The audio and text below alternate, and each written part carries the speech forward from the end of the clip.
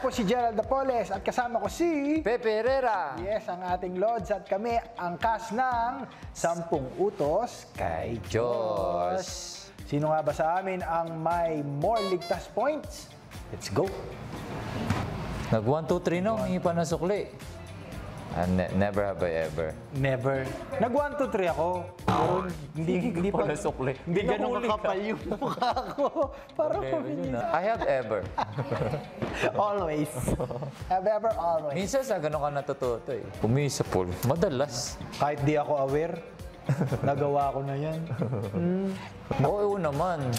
More than 3 times. Yes, ako twice. Pero yung isa doon, malala. Tsaka yung gagapang yung amoy. Oo. Hindi ka. May tumae po. Ganun ka agad yung kaklase mo eh. Diyos ko naman. Parang lahat naman yata ng tao tumutot sa simbahan. Oo. Oo, mga 60%. Lahat. Kahit karap ko yata yung pare, nautot na Oo, ako. feeling ko yung pare, umutot din yun. Inat-ngat ang kalya sa paa. Hindi ko pa ginawa yan. Hindi ko pa nga nagawa rin yun ah. Hindi ko abuti. Oo, hindi ako mangat-ngat ng paa eh. Ako at least, komedyante ako sa school pero hindi ko yung style ng comedy. Ako yung nilalagyan.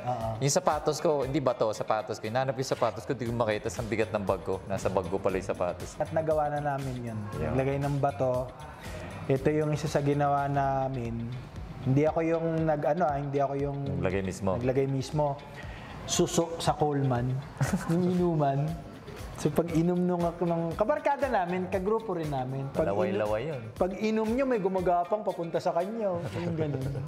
Lagi, kanina lang Sa ibang tao. Kanina lang ginawa ko dun eh. Sasabihin ko pa ba sa inyo? Oo. Saka natikman na rin. Natikman ko na rin. Maalat-alat. Pero parang sa blackboard ko yata ginawa. Blackboard. Oo, yung tapos na yung... Diba sa public school, pag tapos na kayo doon, iba na yung ibang section na yung kukuha ng kwarto. Oo. Drawingan mo ngayon yun. Kung ano-ano, nagawa ko na yan.